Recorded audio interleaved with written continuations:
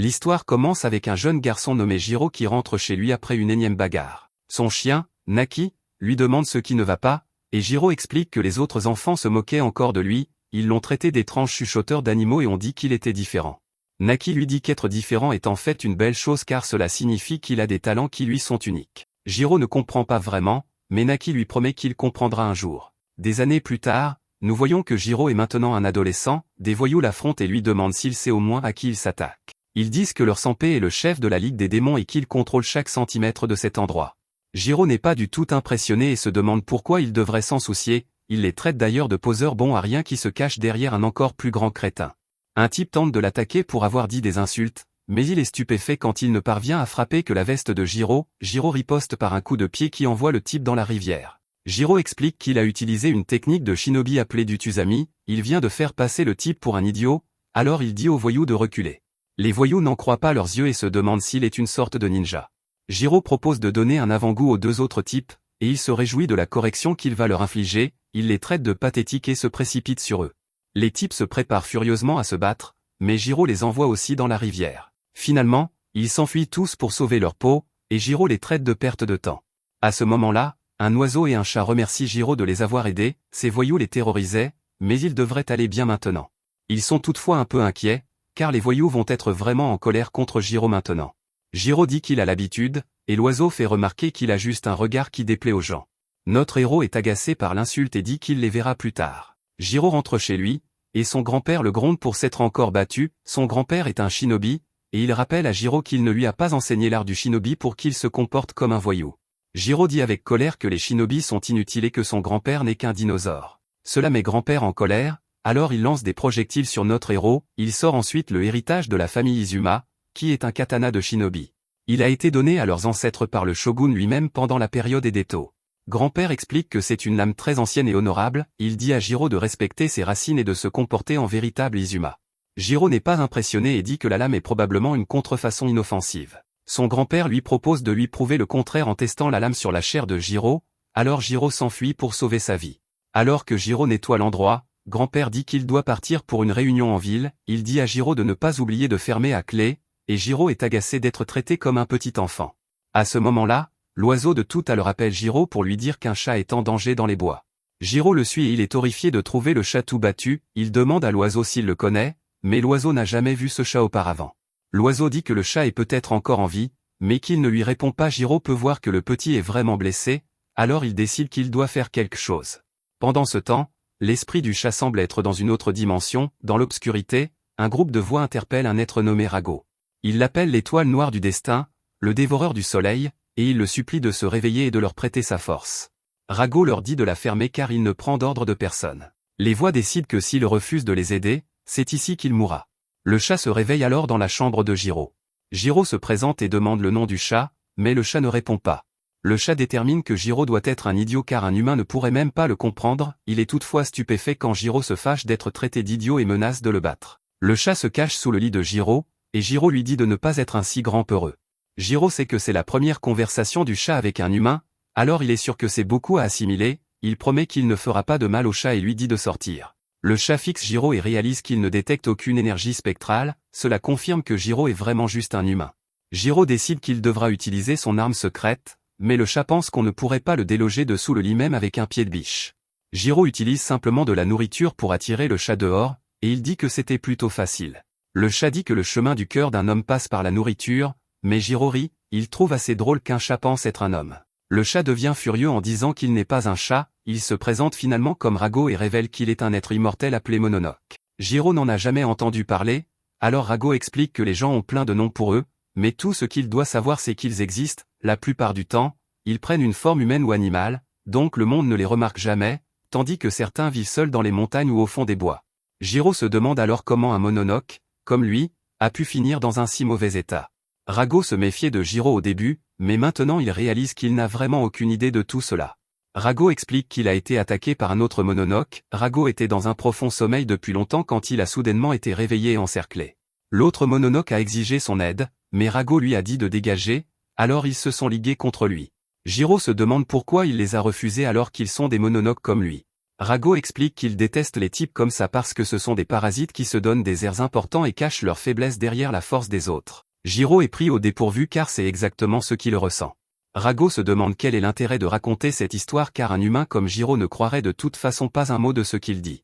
Jiro admet que rien de tout cela n'a beaucoup de sens pour lui, mais cela ne signifie pas qu'il ne le croit pas. Jiro fait remarquer qu'il peut parler aux animaux, donc il n'y a aucune raison pour qu'il panique à cause d'un mononoke. Ailleurs, une femme nommée Kishi fait son rapport à son quartier général, elle contacte son chef nommé Sheba et révèle qu'elle a trouvé du sang dans les bois.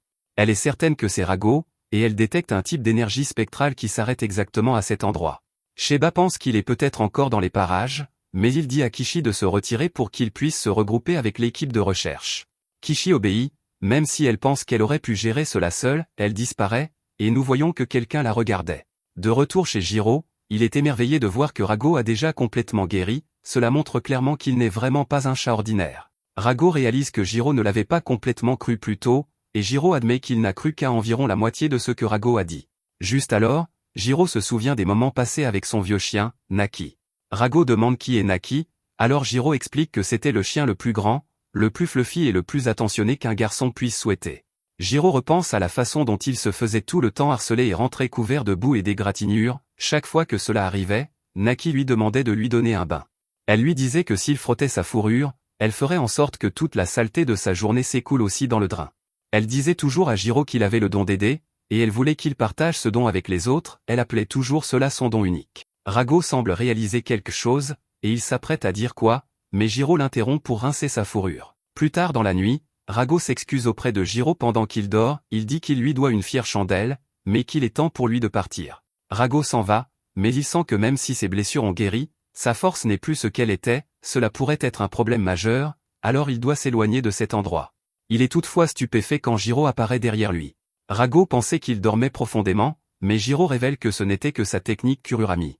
Rago n'arrive pas à croire qu'il ait utilisé un truc aussi minable, mais Jiro fait remarquer que cela n'a pas d'importance, tout ce qu'il veut savoir, c'est où il pense aller dans son état actuel. Rago dit que l'endroit où il va ne le regarde pas, mais Jiro lui rappelle que c'est lui qui lui a sauvé la vie. Rago rétorque qu'il n'a jamais demandé d'aide, Jiro n'a aidé que parce qu'il le voulait, alors Rago lui dit d'arrêter son numéro de sauveur. Il révèle qu'il aurait très bien pu mourir là-bas. Cela contrarie Jiro, et il exige de savoir ce que cela signifie, il ne veut plus jamais l'entendre parler ainsi, mais Rago l'avertit de la fermer.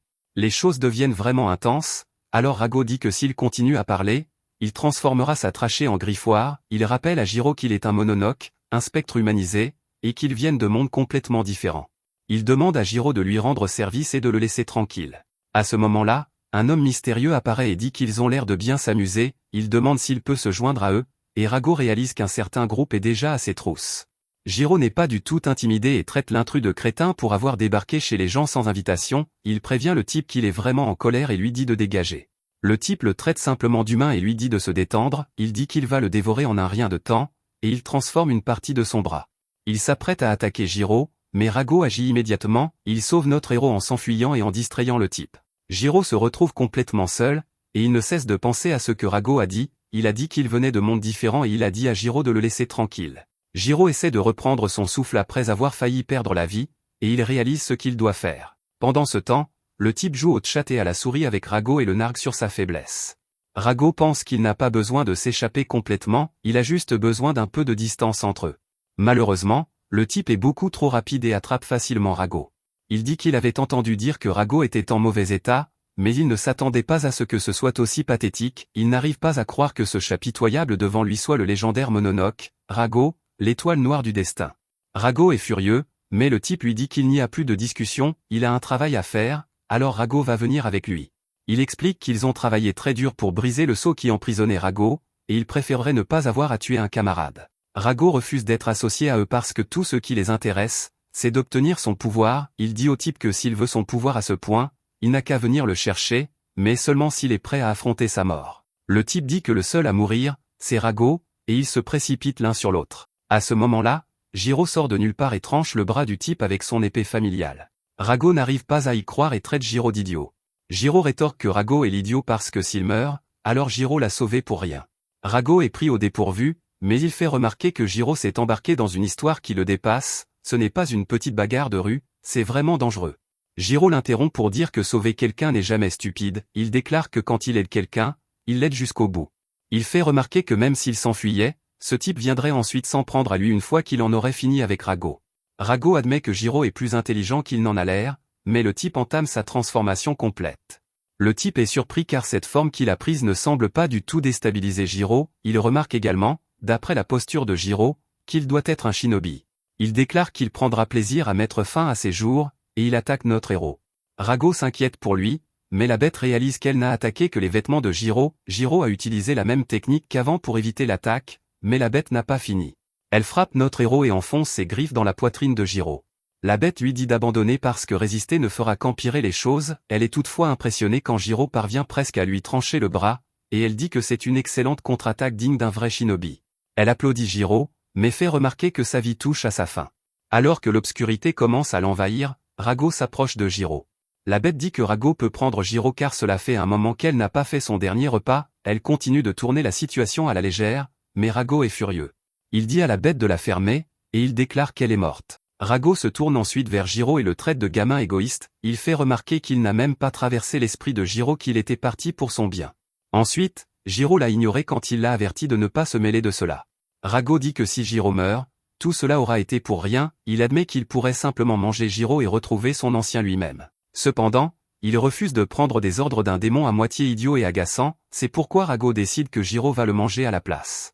Il commence à se briser lui-même, et il dit qu'il a une dernière chose à dire, il déclare qu'il doit une fière chandelle à Jiro, alors maintenant il va lui rendre l'appareil. La bête essaie de l'arrêter, mais il est trop tard, Rago déclare qu'il prend cette vie et la donne à Jiro.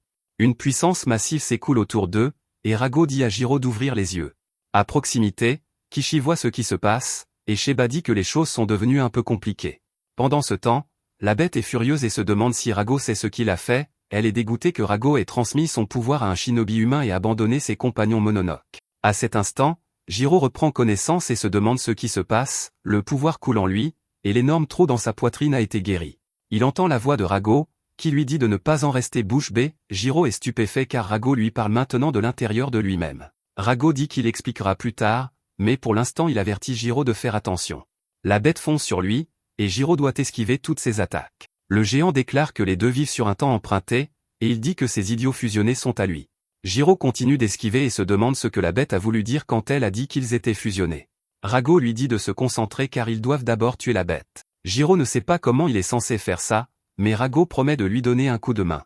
La bête s'apprête à attaquer de nouveau, mais cette fois Jiro n'esquive pas, à la place, Rago lui dit qu'il n'a qu'à faire un point et envoyer cette bête en enfer. Jiro serre le point comme il l'a dit, mais ce n'est pas un point normal, tout le pouvoir autour de Jiro se rassemble, et l'attaque qu'il déclenche détruit complètement le monstre. Jiro réalise que quand Rago a dit qu'il lui donnerait un coup de main, il le pensait littéralement. Alors que la bête s'évanouit, Jiro exige de savoir ce qui se passe, il essaie de parler directement à Rago, mais il n'obtient pas de réponse. À ce moment-là, Kishi apparaît et dit à Jiro de ne pas bouger. Rago se demande qui est cette femme et quand elle est même arrivée. Sheba arrive ensuite, et il dit qu'il ne s'attendait jamais à ce que cela arrive. Jiro est surpris car il craint que ces gens ne soient avec la bête. Sheba lui dit de ne pas être impoli, et il explique qu'ils ne sont pas des Mononoke. Les soldats autour de lui se révèlent, et Sheba explique qu'ils sont du bureau de l'espionnage. Jiro n'en a jamais entendu parler, alors Sheba dit qu'il le mettra au courant des détails plus tard, malheureusement, pour l'instant, il place Jiro en garde à vue. Jiro n'arrive pas à y croire et proteste qu'ils ne peuvent pas débarquer comme ça de nulle part. Kishi l'assomme simplement et dit qu'elle l'avait averti de rester tranquille. Sheba lui dit de se calmer, mais elle dit qu'elle a dû l'assommer, ce n'est que temporaire, et ils ne veulent pas que Jiro soit confus et agressif. Elle se demande ce qu'ils vont faire de Jiro, alors Sheba explique, pour l'instant, ils doivent emmener Jiro à leur hôpital affilié pour des soins et des tests, ils ne peuvent pas se permettre de le laisser mourir car il est très important à la fois pour eux et pour les Mononoke. Les soldats hésitent à prendre Jiro car ils savent qu'il est possédé. Ils ont peur de se faire mal, alors Kishi le traîne elle-même. Pendant ce temps, Jiro se retrouve dans un endroit étrange et il se demande où il est. Il se souvient avoir rencontré un chat bizarre et avoir combattu un ogre effrayant. Juste à ce moment, Rago apparaît, et Jiro se demande si le chat flottant est maintenant un esprit. Rago lui dit que c'est à lui de parler, car Jiro est celui qui a un énorme trou dans la poitrine. Jiro baisse les yeux et il est horrifié de voir que Rago a raison. Soudain, Jiro se réveille et il détermine que tout n'était qu'un rêve. Cependant, il réalise que ce n'est pas le cas lorsqu'il voit une cicatrice sur sa poitrine. Kishi arrive pour lui dire qu'il a dormi pendant 1 jour et demi. Jiro se demande où il est, mais Kishi appelle simplement le chef. Jiro dit qu'elle est impolie de l'ignorer, et Rago se matérialise pour être d'accord avec lui. Jiro et Kishi sont tous deux stupéfaits lorsqu'ils voient que Rago est apparu. Sheba arrive devant la porte et il entend Kishi se disputer avec Jiro. Sheba les calme et dit qu'il est content que Jiro aille bien. Il demande comment Rago se sent, mais le chat s'assure qu'il sait qu'ils ne sont pas en bons termes. Il dit à Sheba de revenir lui demander après avoir appris les bonnes manières. Sheba pense que le chat se méfie clairement et qu'il ne semble pas vouloir de mal. Sheba s'excuse et se présente formellement, ainsi que Kishi. Ils sont du bureau de l'espionnage, et Jiro leur rappelle qu'ils ont promis de le mettre au courant plus tard. Sheba commence son explication en évoquant Doniwaban. C'était un groupe d'agents infiltrés qui travaillaient pour une organisation criminelle. Cependant, leur allégeance a fini par se tourner vers le nouveau gouvernement. Ils sont devenus le groupe d'élite d'agents gouvernementaux infiltrés connu sous le nom de bureau de l'espionnage. Ils sont impliqués dans le renseignement clandestin et le contre-espionnage partout dans le monde. En plus de cela, ils trouvent et détruisent les mononoques. Il admet cependant que les mononoques causent rarement des incidents majeurs. C'est pourquoi, récemment, leurs agents ont surtout protégé des VIP et enquêté sur des organisations dangereuses. Le département de Sheba se spécialise dans les mononoques, donc ils ont eu la vie assez facile. Cependant, ce n'est plus le cas récemment, car des choses étranges se produisent. Pas plus tard que l'autre jour, une de leurs installations a été attaquée par une bande de mononoques. Ce qu'ils y avaient scellé était précisément le même Rago qui vit maintenant à l'intérieur de Jiro. Jiro réalise que c'est ce que Rago voulait dire quand il parlait de son long sommeil, être retenu captif. C'est au tour de Sheba de poser des questions, donc il demande comment Jiro a fini par se retrouver dans ce pétrin. Jiro leur explique tout, et Kishi le traite d'idiot. D'abord, il a fourré son nez là où il ne fallait pas, puis il a décidé de risquer sa vie pour sauver un mononoke. Jiro se dispute avec elle, mais Sheba se demande seulement ce qu'il va écrire dans son rapport. Finalement, il dit que tout ce qui compte, c'est que Jiro a fusionné avec Rago. À moins qu'ils ne fassent quelque chose, ils resteront fusionnés pour toujours. Malheureusement, il explique aussi qu'ils n'ont aucune idée de comment annuler cela. Sheba lui dit de ne pas s'inquiéter, cependant, parce qu'ils savent comment chercher la réponse. Comme ils ne savent pas ce que les autres mononoques préparent, ils emmènent Jiro pour sa protection. Jiro dit qu'ils ne peuvent pas faire ça, mais Sheba lui dit qu'il n'a pas le choix. La police a déjà déposé le rapport de disparition, et Sheba a fait toutes les dispositions. Il explique qu'ils ne sont pas des héros, et qu'ils n'ont aucune obligation de préserver ses droits personnels. Dès demain matin, Jiro sera transporté vers une autre installation. Sheba s'apprête à partir et dit qu'il y a des gardes devant la porte pour sa protection. Jiro essaie de les arrêter, mais Kishi lui lance un regard méchant. Il se demande quel est son problème, mais elle part simplement. Plus tard, Jiro pense que les gardes sont en réalité juste des geôliers. Il est techniquement une personne disparue maintenant, et il pense à son grand-père. Rago rappelle à Jiro qu'il avait essayé de le prévenir de ne pas s'impliquer. Jiro ne veut pas se faire la leçon, mais Rago dit que ce n'est pas ce qu'il fait. Il dit simplement qu'il est inutile de pleurer sur le lait renversé. Rago fait remarquer que Sheba a dit que tout cela était pour la protection de Jiro. Cependant, Sheba et son équipe sont aussi les mêmes personnes qui ont scellé Rago. On ne sait pas quelles sont leurs véritables motivations, mais ce ne sont certainement pas des amis pour Jiro. C'est particulièrement vrai maintenant que Jiro a fusionné avec le mononoke qu'est Rago. En plus de cela, il y a les mononoques qui sont venus après lui. Ils ont réveillé Rago en sachant parfaitement qu'ils auraient à faire face au bureau. Il est hors de question qu'ils abandonnent maintenant, donc ils pourraient surgir à tout moment. Rago dit à Jiro que, quelle que soit la façon dont on voit les choses, il est complètement seul. Tout le monde est soit en colère contre Jiro, soit essaie de l'utiliser. Rago est choqué lorsque Jiro perd son sang-froid. Jiro dit qu'il en a assez d'écouter les gens, et qu'il va juste faire ce qu'il veut. Il déclare qu'ils vont s'évader d'ici, et Rago suppose qu'ils vont devoir courir. Jiro dit qu'il ne va pas fuir car il prévoit de se frayer un chemin par la force. Il regarde dehors tous les oiseaux et il donne un avertissement à Rago. Il dit qu'il n'est pas le genre de personne à sauver la situation, mais Rago le sait déjà. Dehors, les gardes entendent un grand cri, alors ils vont vérifier Jiro. Jiro s'est fait des amis corbeaux, et il les utilise comme diversion. Son plan fonctionne parfaitement, et il s'échappe de l'hôpital. À proximité, Jiro remercie ses amis corbeaux, et ils disent que c'est le plus de plaisir qu'ils ont eu depuis des lustres. Jiro leur donne les friandises qu'il avait promises, et ils s'envolent joyeusement. Rago se demande quel est son plan maintenant, puisque les autres vont le chercher. Jiro n'est pas vraiment inquiet à ce sujet car il y a quelque chose qu'il doit faire d'abord. Il rentre chez lui car il ne veut pas que son grand-père entende parler du rapport de disparition. Il ne veut pas non plus que son grand-père s'inquiète, alors Rago dit que c'est un bon garçon. Cependant, Rago se demande ce qu'il va dire à son grand-père. Il pourrait essayer de lui dire la vérité, mais il ne la croira probablement pas. Jiro lui dit de ne pas sous-estimer son grand-père car il est sûr qu'il le croira. Il devra cependant rester calme, alors il dit à Rago de disparaître et de ne pas sortir avant qu'il le lui dise. Jiro se prépare, mais il est choqué quand son grand-père arrive derrière lui. Il est visiblement contrarié que Jiro ait été absent si longtemps, alors Jiro dit qu'il a quelque chose de compliqué à expliquer. Étonnamment, son grand-père lui dit de le suivre sans dire un mot. Il emmène Jiro dans un champ, et Jiro se demande ce qu'ils font ici. Grand-père dit que c'est évident, ils sont ici parce que personne ne pourra interférer. De manière choquante, grand-père lui donne un coup de poing en pleine figure, et il demande à Jiro s'il a une idée de ce qu'il a fait. Jiro s'excuse d'être parti, mais son grand-père dit que ce n'est pas de ça qu'il s'agit. Il dit que Sheba lui a tout raconté sur le fait qu'il est possédé par un mononoke, et Jiro est stupéfait. Jiro ne peut que se demander comment il sait, et son grand-père le traite d'idiot. Il révèle qu'il sait parce qu'il est un ancien membre du bureau de l'espionnage. Jiro est complètement sans voix, mais Rago s'en doutait. Il se révèle et dit que tout cela a du sens.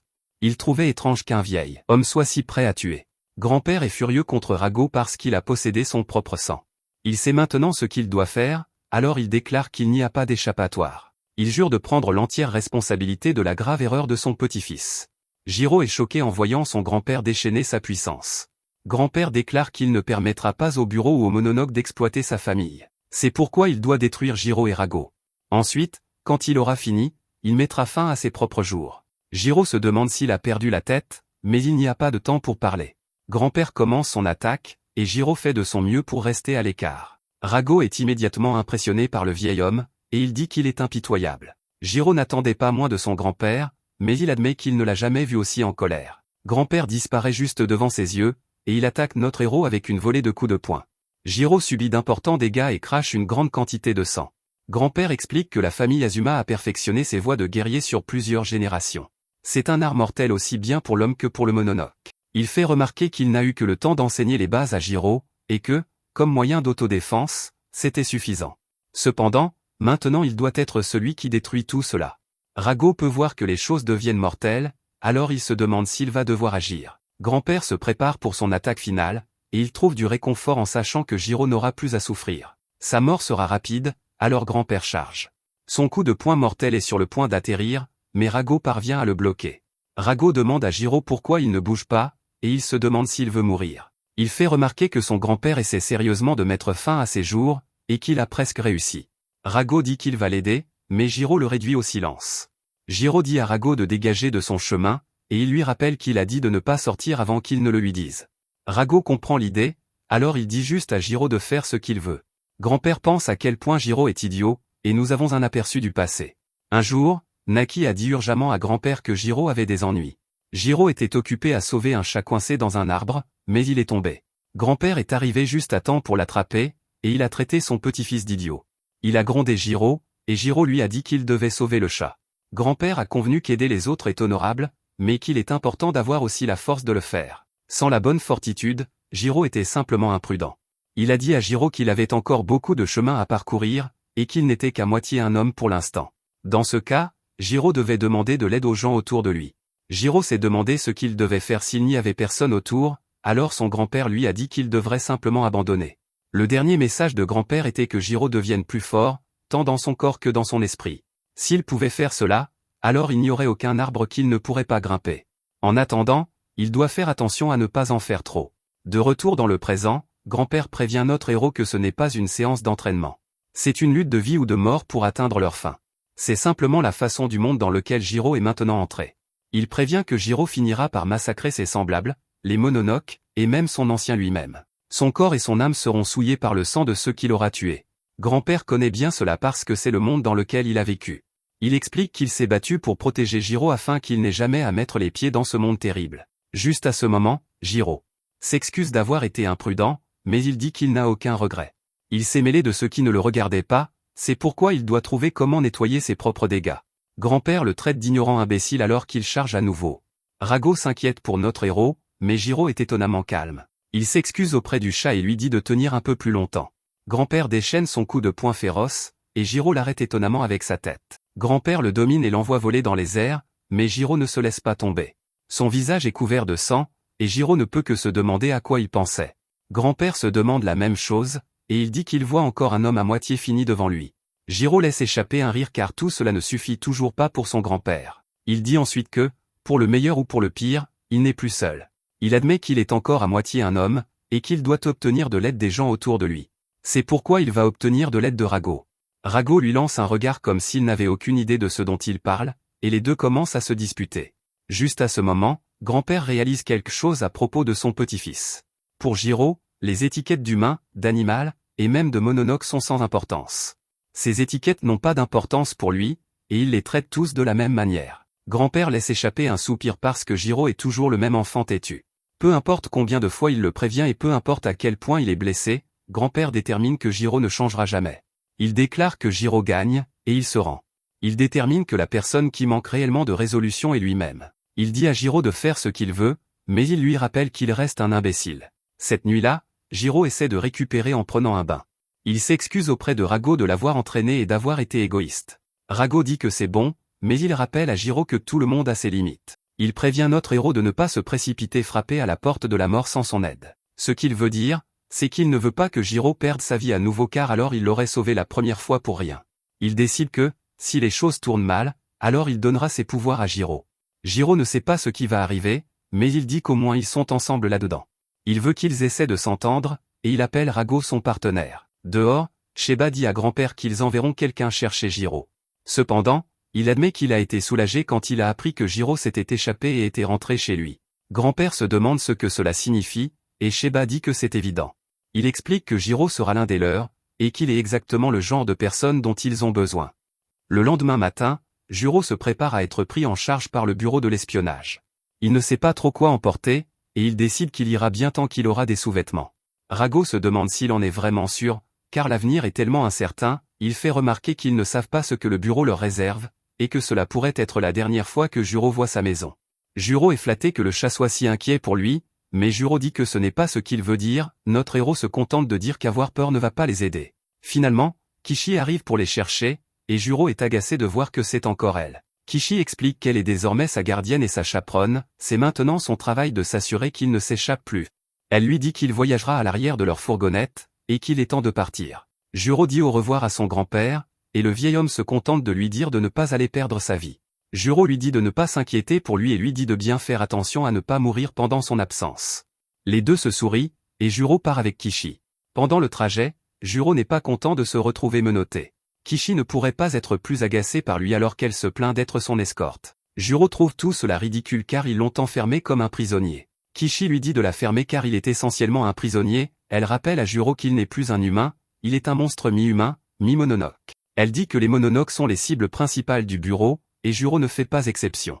Elle admet ne pas comprendre ce que son chef pense, mais elle est une professionnelle, et elle prend son travail très au sérieux, si on lui assigne le devoir de garde du corps, elle remplira ses obligations quoi qu'on lui demande de protéger.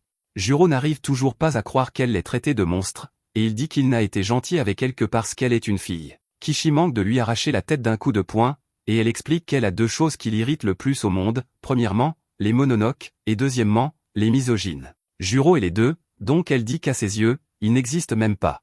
À ce moment-là, Rago apparaît pour leur dire à tous les deux de se taire parce qu'il essayait de faire une sieste. Il dit qu'il est surpris qu'une petite fille soit censée les garder, il en déduit que le bureau doit vraiment manquer de personnel. Kishi le traite de sale mononoke et dit qu'il ne devrait même pas lui adresser la parole. Rago fait remarquer qu'il y a autre chose dont elle devrait s'inquiéter, mais elle ne comprend pas ce qu'il veut dire. Soudain, les conducteurs remarquent qu'il y a beaucoup de brouillard à l'extérieur, ils aperçoivent quelque chose au milieu de la route, et ils n'arrivent pas à croire à quel point c'est énorme. Brusquement, le conducteur cesse de parler car toute sa tête a été enlevée par un type. La fourgonnette s'écrase, et Jiro se demande ce qui se passe. Kishi sort pour enquêter, et elle ordonne à Jiro de rester là. Dehors, elle réalise que ce brouillard épais ne peut signifier qu'une chose, ils sont entrés dans une zone spectrale, et elle s'en veut de ne pas avoir vu cela venir. Juste alors, un type l'interpelle, et elle réalise immédiatement que ce sont des mononoques. Le grand est en train de manger l'un des conducteurs, et le petit se moque de Kishi. Il dit qu'il espérait de la viande succulente, mais les conducteurs ne sont même pas un apéritif décent, il était vraiment excité par cette mission, mais jusqu'à présent, c'est une déception. Il pensait que la gardienne serait au moins de bonne chère, mais elle s'est avérée être une petite femelle rachitique. Kishi en a assez entendu parce que ce type n'est qu'un autre misogyne, elle appuie sur un bouton de sa montre, et celle-ci revêt son uniforme. Le type dit qu'il va lui montrer ce qu'est un vrai mode de combat, et les deux mononoques se transforment. Kishi essaie de leur tirer dessus, mais ses balles ne font rien. Les deux bêtes l'attaquent en même temps, mais elle parvient à taillader le bras du grand. Kishi réalise qu'elle est en difficulté car elle affronte deux mononoques, et ils ont chacun des capacités uniques, le grand est très dense et se déplace lentement, mais sa peau est dure comme la roche. Elle décide qu'elle devra d'abord éliminer le petit, malheureusement, il apparaît derrière elle et l'envoie valser. Juro se demande ce qui se passe. Rago explique que Kishi combat des Mononoke, il dit que pendant que Juro flirtait avec Kishi, il a senti qu'ils étaient entrés dans une zone spectrale. Il explique que la zone embrumée devient un amanti temporaire, un amanti est comme un monde séparé du royaume physique, c'est une dimension distincte de celle où existent les humains, et c'est le royaume des Mononoke. Juro est complètement perdu, mais il comprend que ce n'est pas bon. Il dit au chat d'enlever ses menottes, mais Rago dit qu'il ne peut pas car ce ne sont pas des menottes ordinaires, il explique qu'elles sont conçues pour bloquer l'énergie spectrale, et qu'il n'a pas assez de pouvoir pour les enlever. Juro est furieux, et il décide qu'il va sortir pour obliger Kishi à les enlever. Rago l'avertit que Juro ferait mieux de ne pas sortir, il dit que le bureau et les Mononoke pourraient bien être la même chose, car ils veulent tous les deux les utiliser. Pour tous ceux qui sont de l'autre côté de cette porte, Juro et Rago ne sont que des biens, c'est pourquoi ils n'ont aucune raison de s'impliquer avec leurs semblables. Il dit qu'il vaudrait mieux les laisser se battre, comme ça, ils pourraient s'entretuer, et lui et Juro pourraient s'échapper. Rago se demande si Juro suit, mais il s'avère que Juro s'en moque éperdument. Il explique qu'il ne s'agit pas du bureau ou des Mononoke, dans son esprit, il n'y a qu'une seule chose qui compte en ce moment, qu'il y a quelqu'un en danger dehors parce qu'elle se bat pour eux. Il dit qu'en tant qu'homme, il ne peut pas rester là à ne rien faire. À ce moment-là, Kishi esquive une puissante attaque de la grande bête, et celle-ci fracasse la fourgonnette. Notre héros en est éjecté, et Garo se moque de lui, il fait remarquer que Juro parlait juste d'être un dur, mais maintenant il tremble comme une feuille. Le Mononoke est content de voir le type qui est possédé par Rago, et il explique qu'on leur a dit de le prendre vivant, il n'a vraiment pas envie de se donner tout ce mal, alors il donne 2 choix à Juro, il a 10 secondes pour se rendre ou faire partie de son repas. Le type commence un décompte, et Kishi réalise qu'ils sont vraiment après Rago.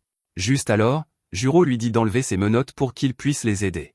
Kishi refuse car il n'est pas question qu'elle libère un dégoûtant Mononoke. Ils sont obligés d'esquiver une attaque, et la bête leur dit qu'ils n'ont plus de temps, il dit que son décompte est terminé, donc tout le monde va être mangé.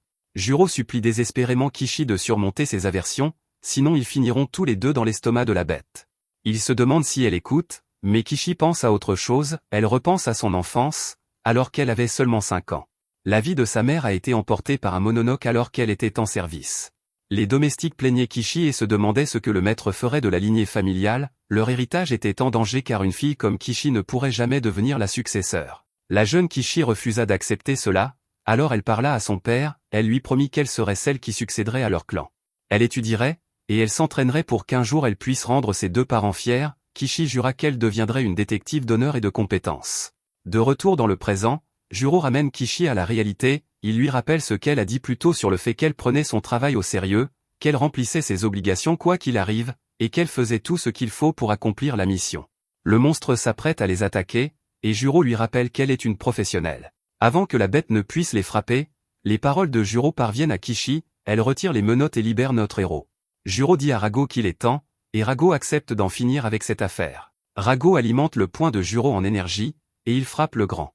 Le plus petit est complètement stupéfait, mais il n'a pas beaucoup de temps non plus, Kishi apparaît derrière lui et le taillade. Les 2 Mononoke sont vaincus en quelques secondes, et Juro s'écrase du ciel. Rago le taquine pour avoir raté son atterrissage, et Juro fait remarquer qu'il n'a juste pas eu le temps de faire bien. Kishi dit froidement à Juro que, pour qu'il sache, il n'aura pas de merci de sa part. Juro rétorque qu'elle n'en aura pas non plus de lui, Kishi s'est battu pour les protéger, et ils se sont battus pour l'aider, à ses yeux, cela signifie qu'ils sont quittes. Juste alors, Juro est stupéfait lorsqu'elle dit qu'il peut utiliser son vrai nom, elle se présente formellement et lui dit de ne pas oublier son nom. Juro ne peut que se demander ce qu'ils vont faire maintenant, alors Kishi lui dit simplement qu'ils vont marcher. Pendant ce temps, Sheba fait un rapport aux supérieurs, il leur dit tout ce qu'ils savent sur Rago et Juro, mais il a aussi une proposition. En tant que chef de la division des opérations spéciales 2, il demande l'autorisation de créer une nouvelle escouade, il dirigera cette escouade, et il veut Juro comme l'un de ses détectives. Les supérieurs sont complètement stupéfaits, et ils se demandent si Sheba a perdu la tête, ils font remarquer que seul un dérangé voudrait faire d'un demi-Mononoke un agent secret. Sheba fait remarquer que Rago n'a encore montré aucune hostilité envers eux, en plus de cela, il semble coopérer avec Juro. Sheba fait également remarquer que l'ennemi est clairement après Rago, il dit qu'au lieu de condamner Rago à pourrir en captivité, il pourrait l'utiliser comme appât. Ailleurs, Juro demande à Kishi si elle et les autres agents se transforment lorsqu'ils se battent, Kishi explique qu'ils ne se transforment pas, ils changent simplement d'apparence par illusion. Leurs uniformes les identifient, donc ils ne peuvent pas vraiment se promener comme ça. De retour avec Sheba, les supérieurs notent que Juro vient d'une famille de ninjas, et ils se demandent s'il sera utile. Sheba fait remarquer que tous leurs agents se sont entraînés récemment contre de molles humains, c'est pourquoi il croit que Juro a l'avantage. Il a toute confiance que le combat ne fera qu'aiguiser davantage les compétences de Juro. Tout ceci est l'idée de Sheba, donc il promet de prendre l'entière responsabilité de leur arme fraîchement forgée. Son plan est une petite unité expérimentale composée de 5 opérateurs, y compris lui-même. Elle inclura une fille nommée Anna comme son assistante et un autre recrue. Ce sera une force de frappe secrète anti-Mononoke portant le nom de code Black Torch. La présentation de Sheba au supérieur est terminée, et il se demande s'il a éveillé leur intérêt. Un peu plus tard, Juro réfléchit à tout ce qui s'est passé. En une seule semaine, il a rencontré un chat étrange qui s'est avéré être un Mononoke, puis il a rencontré un ogre géant qui a failli mettre fin à ses jours, et le chat l'a sauvé en fusionnant avec son corps, puis des agents secrets du gouvernement sont apparus. Il a eu sa pire dispute avec son grand-père, et ensuite il a été attaqué par encore plus de Mononoke. Juste alors, Sheba arrive pour lui demander s'il s'est habitué à sa nouvelle vie. Juro lui dit qu'il n'a pas besoin de le surveiller à chaque seconde de la journée car il n'a pas l'intention de s'enfuir. Il admet cependant que ce n'est pas vraiment une nouvelle vie, il a juste subi tous les tests médicaux du monde, et il n'a pas eu une minute à lui. Sheba explique qu'il s'assurait simplement qu'il n'y avait pas de menace pour le bureau et pour Juro. Juro change de sujet car il n'arrive toujours pas à comprendre quelque chose, il n'arrive pas à croire que cet endroit délabré soit sérieusement leur quartier général. Sheba dit que malheureusement, c'est la base de la division des opérations spéciales 2, chaque division a sa propre base d'opération, et en apparence, elle fonctionne comme n'importe quelle autre entreprise, il y a des immeubles de bureaux, des usines, des hôpitaux, et même des bibliothèques et des sanctuaires. Malheureusement, il admet que les autres divisions sont bien plus jolies que ce qu'ils ont. Juro peut voir qu'ils ont connu des jours meilleurs, mais Sheba le corrige, il fait remarquer que Juro ne devrait plus dire « vous autres », car il fait maintenant partie d'eux, ils sont tous membres de Black Torch, mais Juro s'en moque. Il fait remarquer qu'il est juste là pour se protéger, il n'a jamais accepté d'être l'un de leurs subalternes, et il explique que le but de lui et Rago est que chacun d'eux vive libre, ils combattront qui ils doivent pour y parvenir. Juste alors, Anna arrive, et elle salue le chef, elle remarque Juro car on lui a beaucoup parlé de lui. Juro se demande qui est cette fille, alors Sheba explique qu'elle est l'une de ses rares subordonnées. Anna est la chef adjointe, et elle était occupée par une autre mission. Soudain, un type sort de la voiture et déplore qu'il soit déjà arrivé, il dit qu'il espérait passer un peu plus de temps de qualité avec Anna. Il propose de l'aider avec ses bagages puisqu'elle a eu la gentillesse de le conduire jusqu'ici. Juro n'arrive pas à croire à quel point ce type est poli alors qu'il dit qu'il ne supporterait pas de voir une jeune femme accablée par des tâches brutales. Juro se demande qui est ce type, et Sheba le surprend en disant que c'est le nouvel ami de Juro. Sheba explique à tout le monde qu'ils ont une autre recrue qui les rejoint, son nom est Régie, et il a 17 ans, comme les autres. Comme Kishi, il est issu d'une famille d'espions notables appelée le clan Kirahara. Sheba est sûr qu'ils apprécieront tous d'apprendre à se connaître, mais Juro traite Régie de gâté pourri.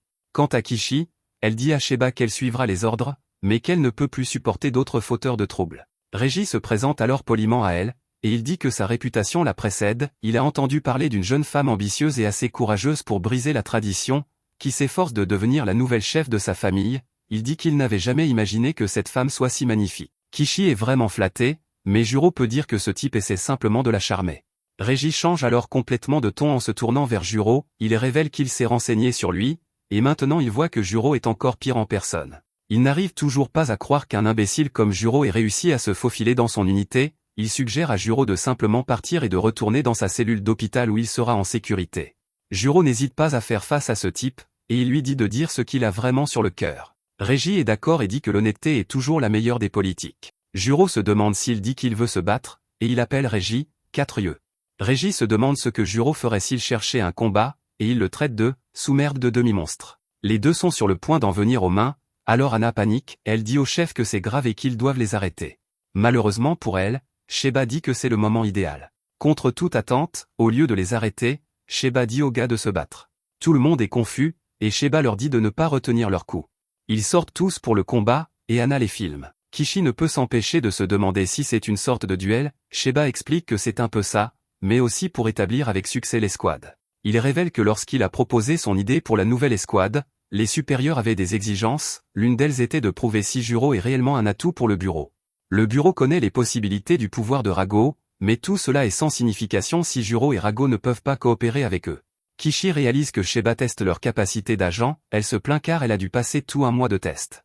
Sheba fait remarquer que chaque situation est différente, et déterminer la force de Juro est un bon début. Alors que les deux recrues se préparent à se battre, Anna leur dit de sourire pour la caméra. Avant que le combat ne commence, Rago se réveille de sa sieste.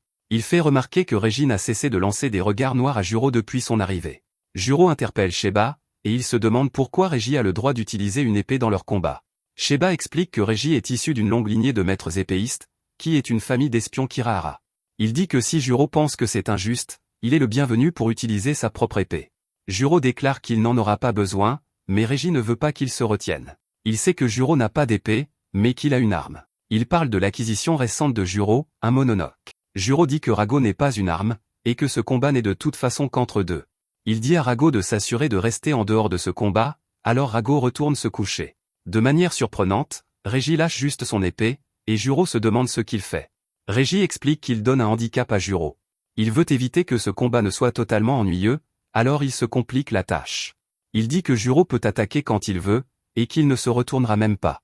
Il déclare qu'il fermera même les yeux, et Juro est vraiment agacé.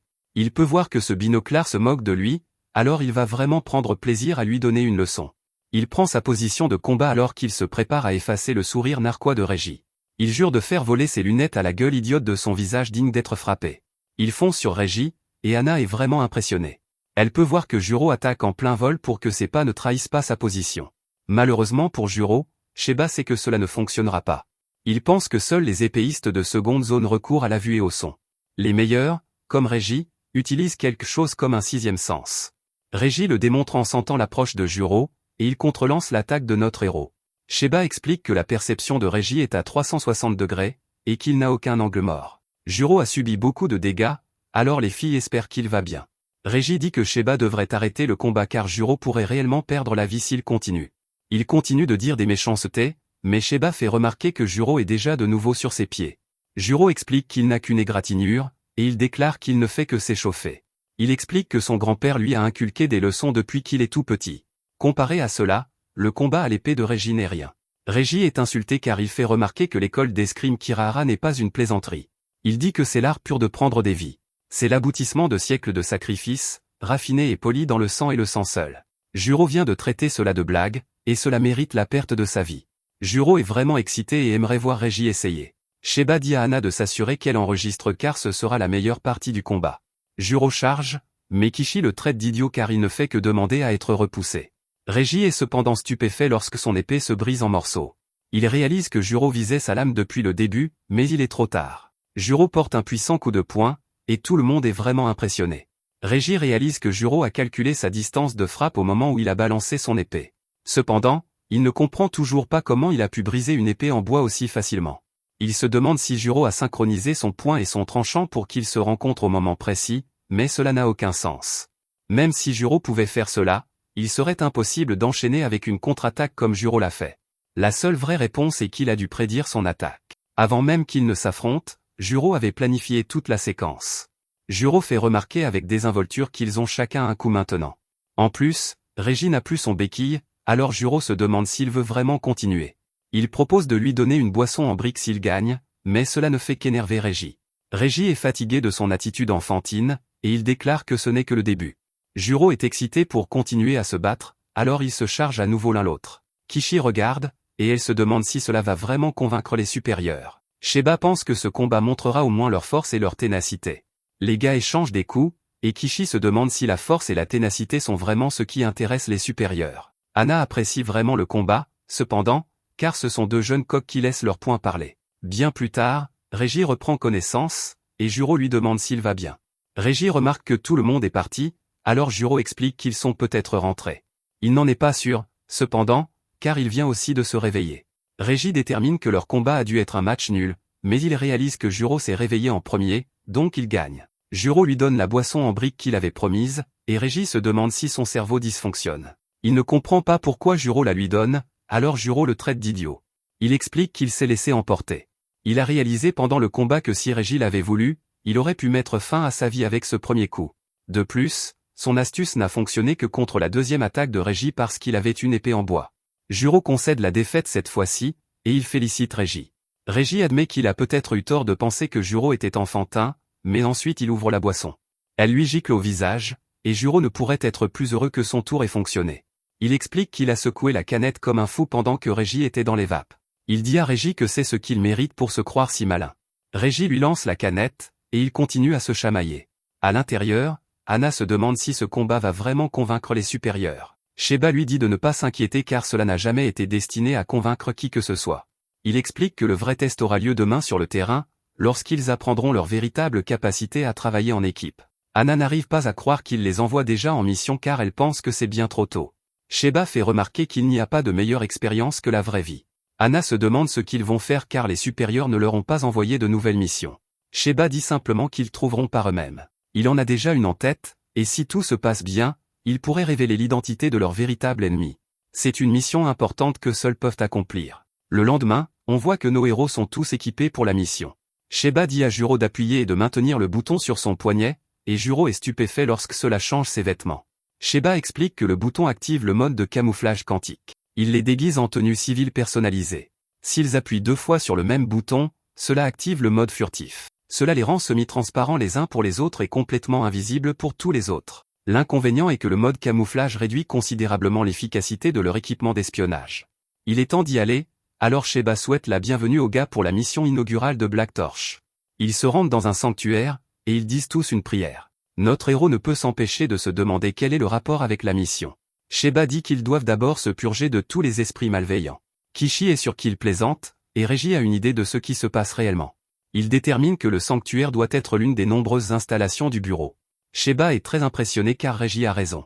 Il se dirige vers le bureau du sanctuaire, et Juro remarque un mystérieux personnage en chemin. Sheba parle à un agent stationné au sanctuaire, mais l'agent est contrarié. Sheba n'a pas pris rendez-vous, et ils sont occupés par autre chose. L'escouade SOD1 est déjà là, et la double réservation d'escouade est un énorme problème. Juro est confus, alors Kishi explique que SOD1 est l'abréviation de Special Operations Division 1.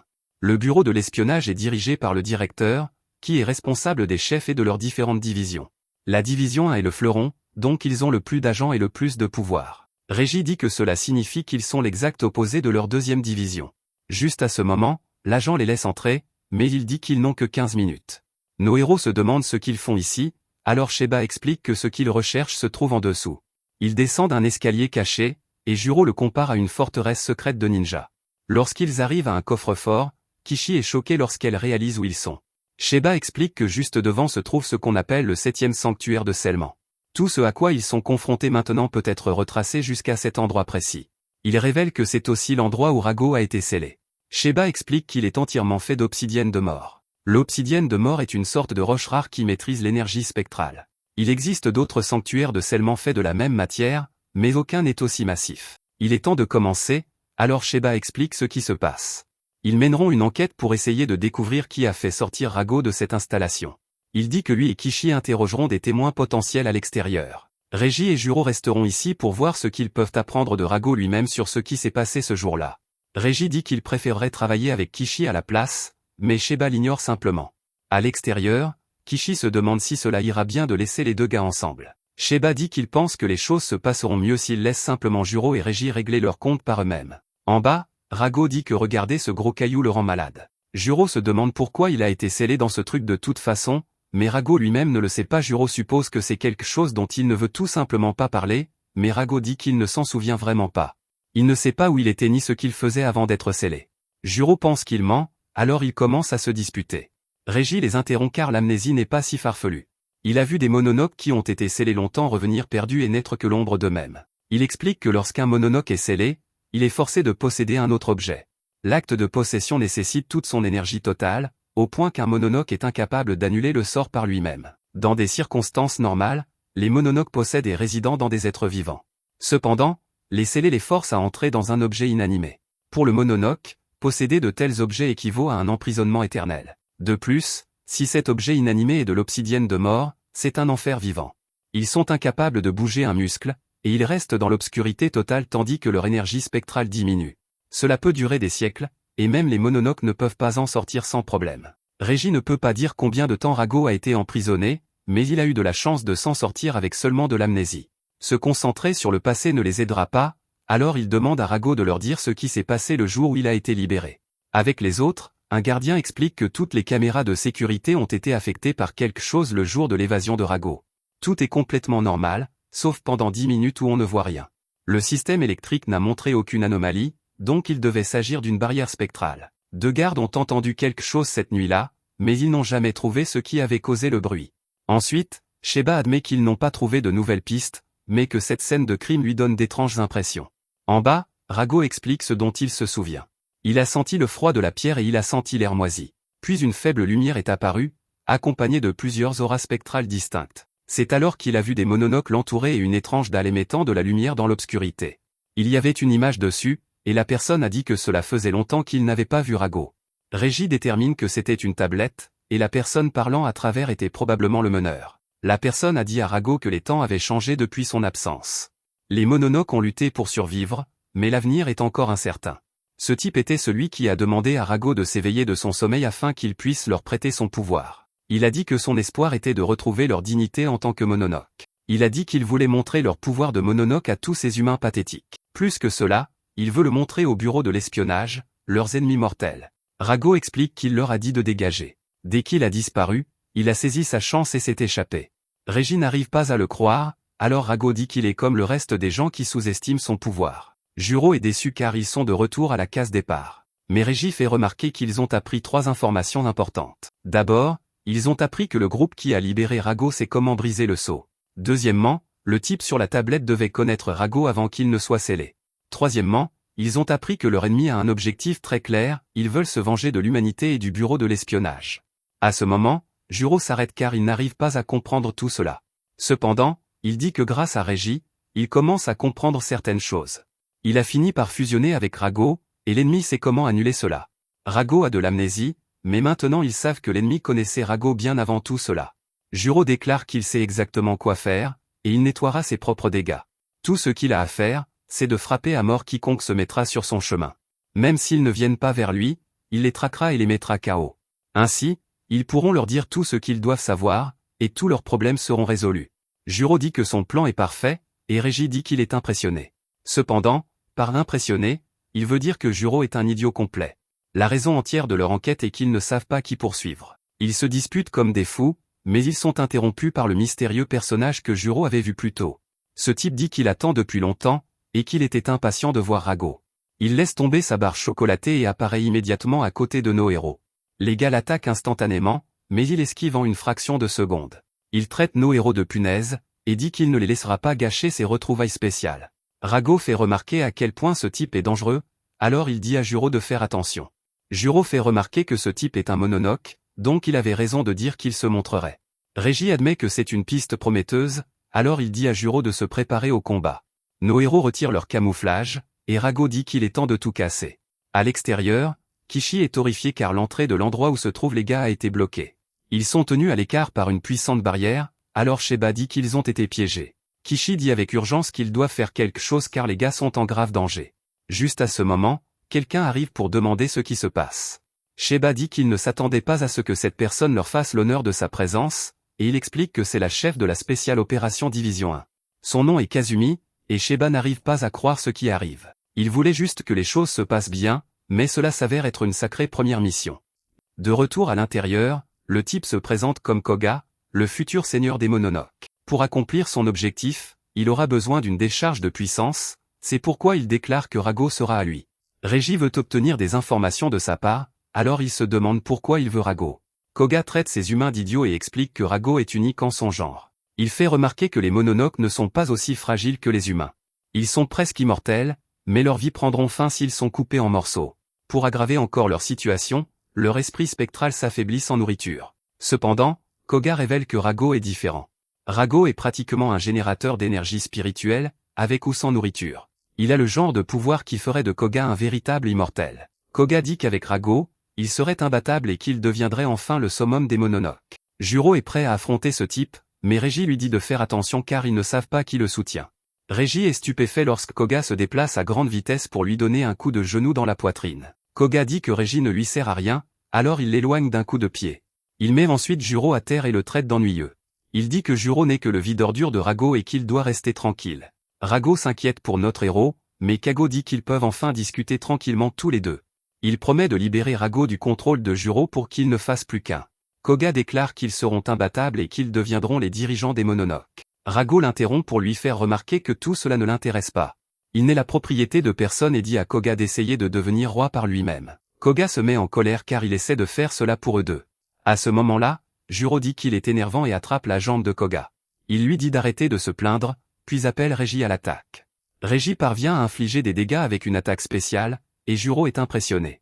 Il demande ce que c'était, et Régie explique que c'était une sorte de supernova tranchante. C'est une attaque puissante, mais Régie est inquiet car elle était censée couper Koga en deux. Il est clair que Koga est dangereux et qu'ils n'ont pas beaucoup de temps. Leur équipe mettra trop de temps à descendre ici, alors Régie dit qu'il compte sur Juro. Koga leur dit de se taire encore et encore, et il dit que c'est pour cela qu'il déteste les humains. Les humains sont des faibles, mais ils pensent être coriaces juste parce qu'ils sont plus nombreux que les mononoques. La colère monte en lui et il déclare que la récréation est terminée. Il dit qu'il mettra fin à la vie de Régie, mais que Juro vivra. Cependant, il enlèvera tous les membres de Juro pour pouvoir l'utiliser afin de porter Rago. Avant cela, il dit qu'il leur fera comprendre que les mononoques règnent en maître. Koga utilise alors son sang pour créer son épée géante. Dehors, le second de Kazumi, nommé Takeda, analyse le sceau sur l'entrée. Il est assez puissant, donc il lui faudra un certain temps pour le briser. Kishi est très inquiète pour les gars, alors elle aimerait t'aider. Takeda lui donne un pieu et lui dit de le planter à un endroit précis. Pendant ce temps, Kazumi accuse Sheba de les utiliser comme renfort. Elle suppose que Sheba n'est venu ici que parce qu'il savait qu'elle serait là aussi. Sheba ne peut pas le nier et explique que c'est la première mission de son nouveau. Il dit qu'il ne serait pas un bon leader s'il ne se préparait pas au pire. Elle fait remarquer qu'il a l'air plutôt détendu dans cette situation, alors il explique qu'il a confiance en son équipe et confiance en elle. En bas, Koga déchaîne sa première attaque, qui sépare Juro et Régie. Koga traque Régie et détruit immédiatement son épée. Son attaque suivante écrase les entrailles de Régie, et Koga se prépare à mettre fin à ses jours. Juro surgit de nulle part pour l'arrêter, mais Koga bloque facilement son attaque. Koga est agacé de voir que c'est le mieux que Juro puisse faire. Il fait remarquer que Juro possède toute la puissance de Rago et qu'il la gaspille. Il évacue sa frustration en frappant Juro au visage et en l'envoyant voler. Koga plaint Rago car son pouvoir est gaspillé sur un humain faible. Il promet de l'arracher à Juro, mais Juro lui dit de se taire. Il en a assez entendu et fait remarquer qu'ils ne sont pas des objets à utiliser. Il en a marre d'entendre parler des humains et des mononoques car les étiquettes ne l'intéressent pas. Juro demande si Rago est d'accord avec lui, et le chat accepte à contre-cœur. Il fait remarquer que Juro dit toujours des bêtises, mais que cette fois-ci, il a tout à fait raison. Kogo l'énerve plus que quiconque, alors lui et Juro unissent leurs forces. Ils renforcent le point de Juro, et Juro libère l'attaque puissante. Régie est stupéfait car leur énergie combinée fait tant de dégâts. Malheureusement, Koga est un fou furieux et il rit au nez de leur visage. Il est en fait vraiment excité car c'était le genre de pouvoir qu'il voulait voir. Il désire Rago plus que jamais, alors il se prépare à charger à nouveau. À ce moment-là, ils entendent tous quelque chose, et Koga réalise que quelqu'un vient de briser sa barrière. Il manque également de nourriture, il ne pourra donc pas affronter trop d'ennemis. Il décide qu'il doit partir, alors il ouvre un portail. Juro se demande s'il fuit, mais Koga dit qu'il rentre juste chez lui. Il explique que s'il était obligé de mettre fin à la vie de Juro maintenant, il ne pourrait pas récupérer Rago. Koga dit qu'il laissera Juro vivre un peu plus longtemps, mais que la prochaine fois, il lui enlèvera tous ses membres. Il promet de faire de Rago le sien et dit à Juro d'attendre et de voir. Il demande quel est le nom de Juro, et Juro n'arrive pas à croire qu'il ne le demande que maintenant. Juro donne son nom complet, et Koga n'en revient pas. Son nom de famille est Azuma, ce qui signifie que Juro est le fils d'un certain type qu'il connaît. Juro se demande ce qu'il veut dire, mais Koga ne donne aucune réponse. Il part simplement sans dire un mot, et les autres arrivent enfin.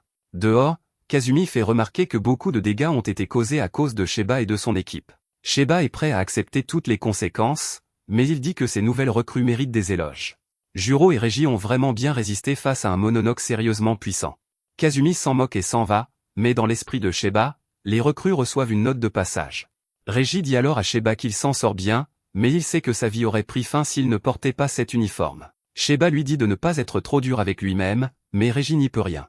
Il était complètement désespéré face à Koga, alors il déclare qu'il doit devenir plus fort. Kishi pense aussi à quel point elle a été inutile car elle n'a même pas pu briser la barrière. Pendant ce temps, Juro ne peut s'empêcher de penser à la façon dont Koga connaissait son père. Son grand-père est le seul père qu'il ait jamais connu, et Naki a toujours été sa seule mère. Il dit qu'ils sont sa vraie famille, et que cela a toujours été ainsi.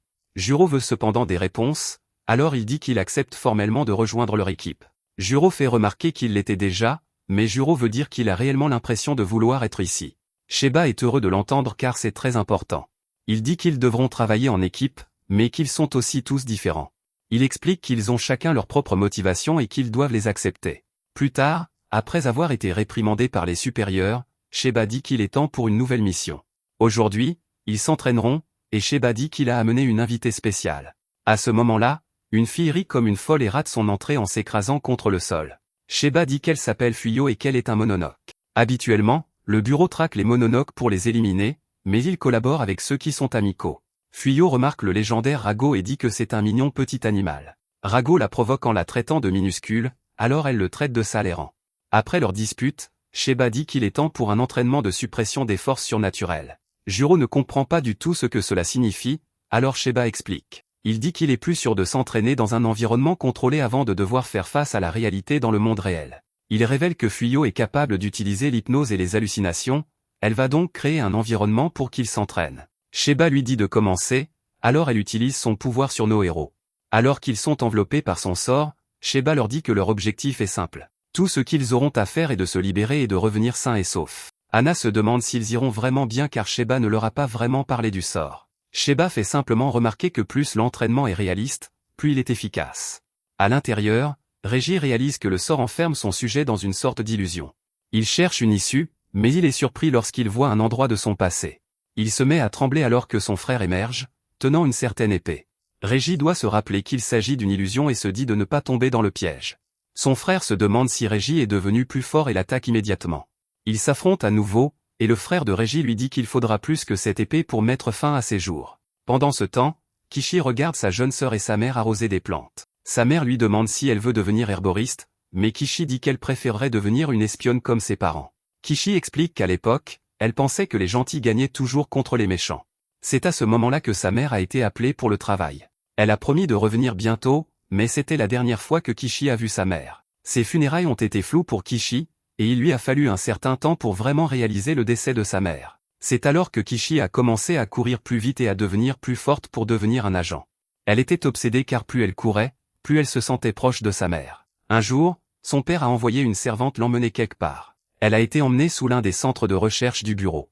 Kishi a été horrifié lorsque la servante lui a montré sa mère. La servante a expliqué que ce n'était pas une statue, mais bien elle. Kishi était figé de choc lorsque la servante a lu une lettre envoyée par le père de Kishi. Il s'excusait car il était lié par le secret au nom du bureau. Il a révélé que la mère de Kishi est toujours en vie.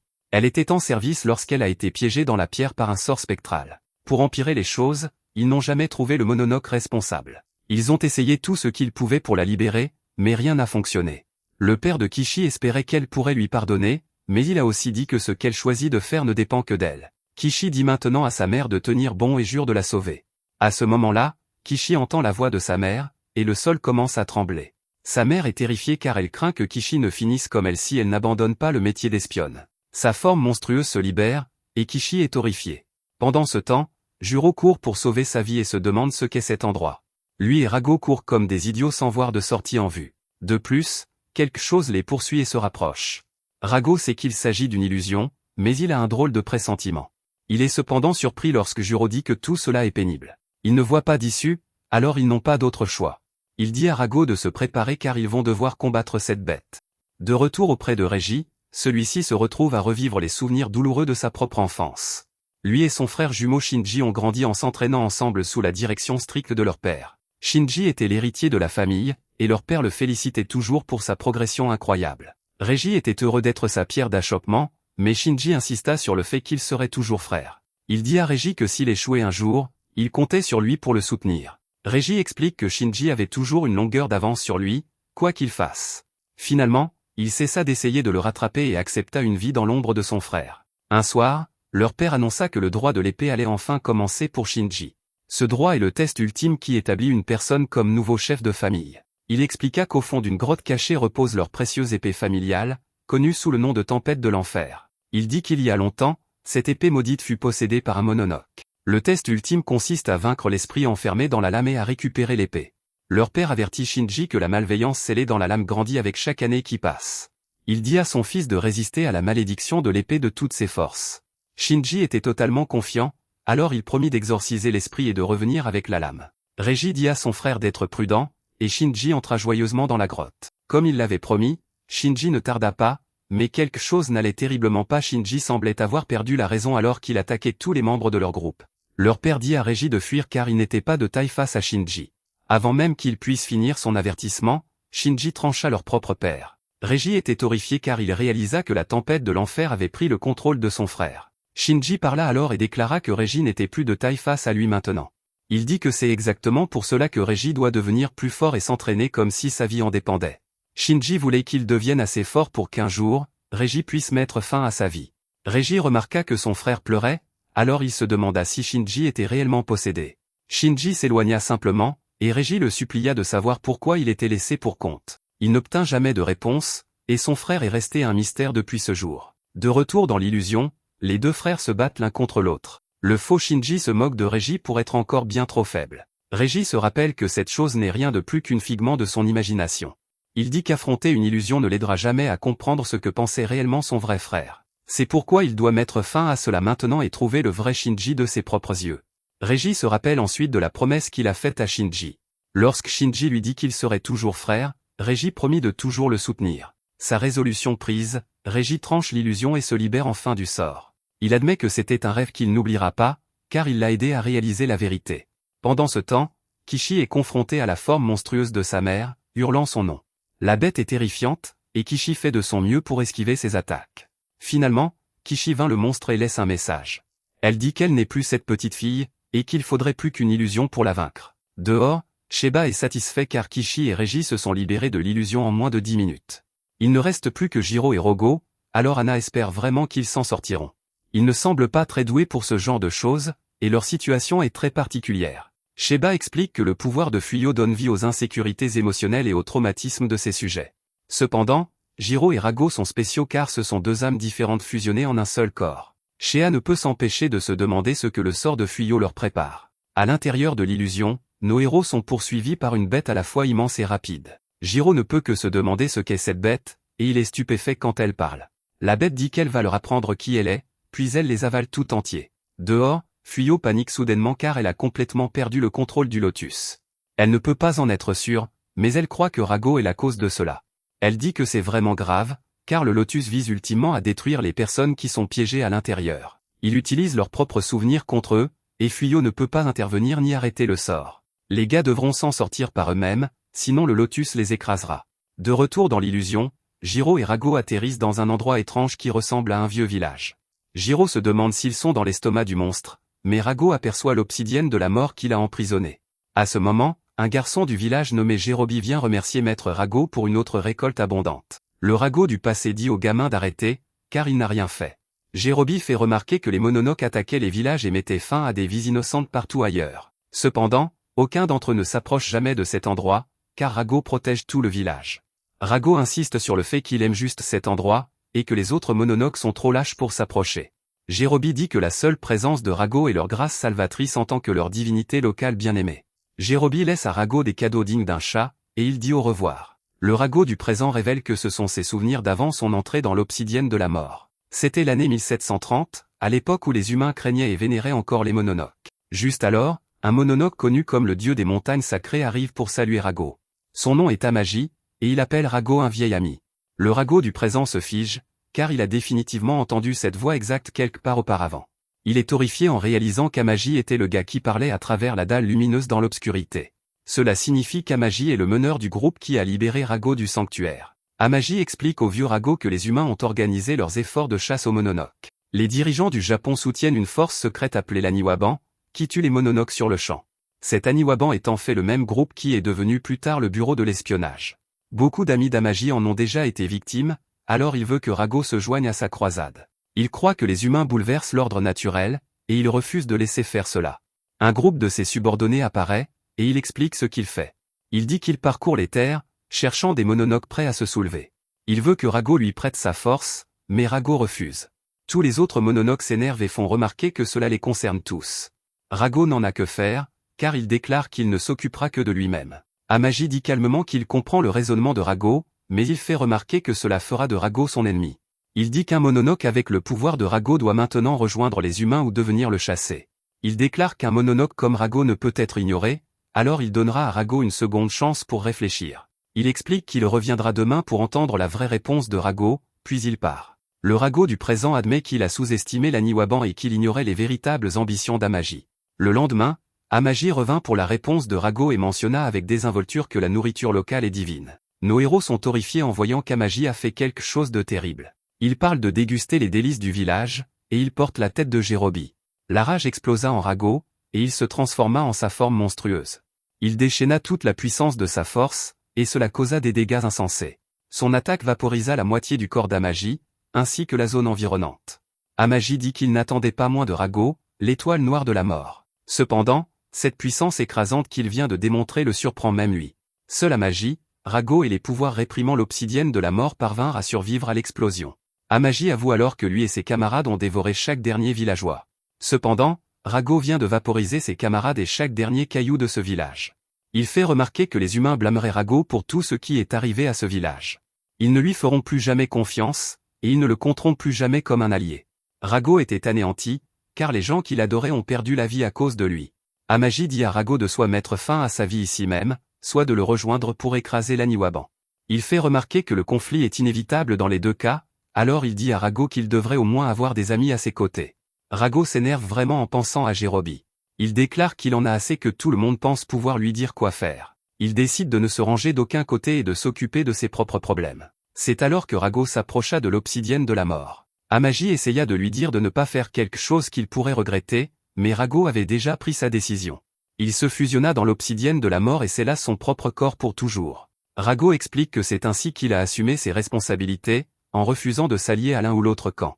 Juste alors, Jiro l'interrompt car il n'achète pas du tout ce discours sur la responsabilité. Il détend l'atmosphère en accusant Rago d'essayer juste de faire le cool. Rago est stupéfait de le voir si décontracté à ce sujet, mais Jiro lui dit d'arrêter de paniquer. Il ne peut rien dire sur le vieux Rago, mais Rago n'est plus seul maintenant. Il fait remarquer que c'est un choix que ce Rago a fait le jour même où ils se sont rencontrés.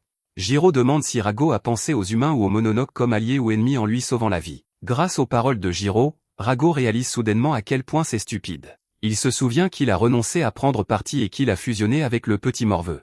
Il réalise que rien de tout cela n'a d'importance, et qu'ils doivent simplement avancer ensemble. Juste alors, la bête les interrompt car elle refuse d'accepter ce que Rago est devenu maintenant. Ce monstre est en fait l'incarnation du vieux Rago solitaire qui ne s'alliait à personne. Il croit qu'il peut retourner à son sommeil paisible si nos héros meurent ici. Jiro annonce qu'il n'a aucune intention de mourir, et Rago est totalement d'accord avec lui. Les deux combinent leurs pouvoirs et préparent une attaque. Dehors, Fuyo est frustrée car elle ne peut pas contrôler le lotus. Juste alors, elle sent un danger, et le lotus commence à se fissurer. Sheba ordonne à tout le monde de bouger juste avant que nos héros ne jaillissent du sort avec leur attaque. Tout le monde est stupéfait, et Jiro dit qu'il pensait qu'ils étaient morts. Il s'énerve immédiatement après avoir vu qu'ils ont fini par être les derniers à se libérer. Sheba déclare joyeusement que cette séance d'entraînement a été un succès. Cependant, savoir si c'était un grand succès dépend de ce qu'ils ont vu. Après que nos héros lui aient raconté ce qui s'est passé, Sheba détermine que c'était définitivement un grand succès. Grâce à l'illusion, ils apprennent qu'Amagi est haut placé dans le commandement ennemi. Anna veut signaler cela, mais Sheba dit que ce ne sera pas nécessaire. Une petite carte surprise vient de tomber entre leurs mains, alors il la gardera pour le bon moment. Un peu plus tard, nos héros écoutent un reportage sur un massacre. Des membres humains ont été retrouvés partout, et ce n'est que le dernier cas en date dans une série de crimes de ce genre. Nos héros ne doutent pas une seconde que c'est l'œuvre des Mononoke. Juste à ce moment-là, Juro se demande pourquoi Fuyo est encore là, alors que le test est terminé, et les deux commencent à se disputer. Finalement, Juro lui demande pourquoi les Mononoke doivent manger des humains. Fuyo explique qu'ils peuvent manger d'autres choses aussi, mais rien ne vaut l'énergie vitale que fournissent les humains, c'est la seule chose qui permet vraiment d'augmenter leur puissance.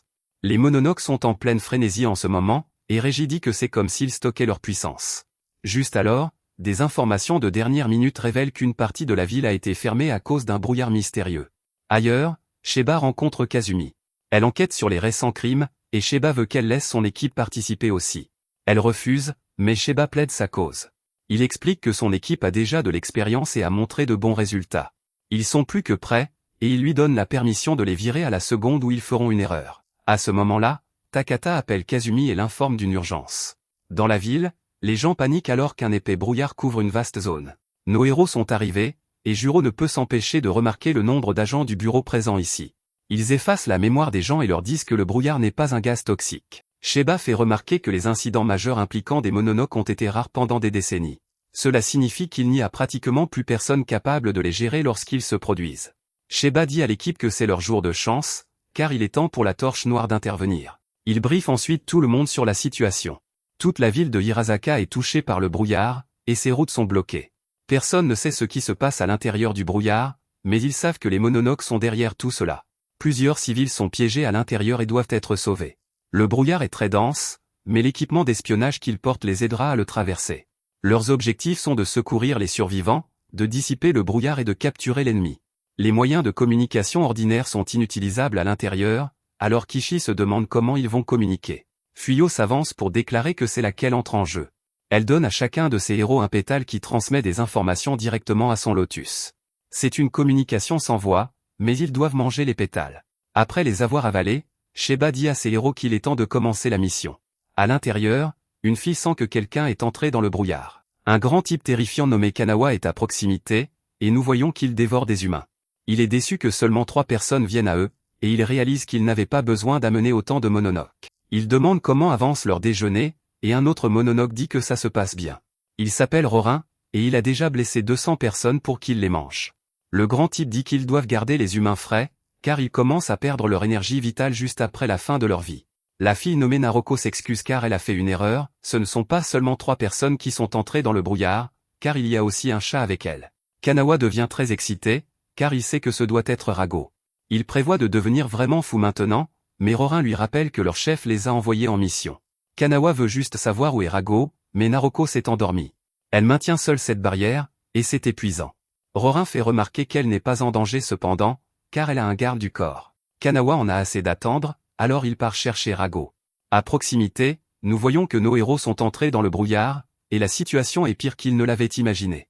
Les gens ne se réveillent pas, alors Régie détermine qu'ils sont sous une sorte de sort. Ils doivent trouver qui en est responsable, alors ils acceptent de se séparer. Rago se réveille enfin, alors Kishi dit qu'il peut être le radar à Mononoke. Rago détecte 4 énergies spectrales, mais le brouillard rend trop difficile de localiser leur position. Il explique que l'un d'eux lance les sorts sur les humains, et un autre crée le brouillard. Quant aux 2 autres, ils ont le plus d'énergie spectrale de tout le groupe. Nos héros se préparent à se séparer, mais Juro remarque des corbeaux qui parlent. Il va leur parler, et Kishi n'arrive toujours pas à croire que Juro puisse parler aux animaux. Juro explique ensuite aux autres ce que les corbeaux lui ont dit, ils lui ont donné les emplacements exacts des Mononoke, alors Juro dit qu'il serait préférable qu'ils se divisent en 2 groupes.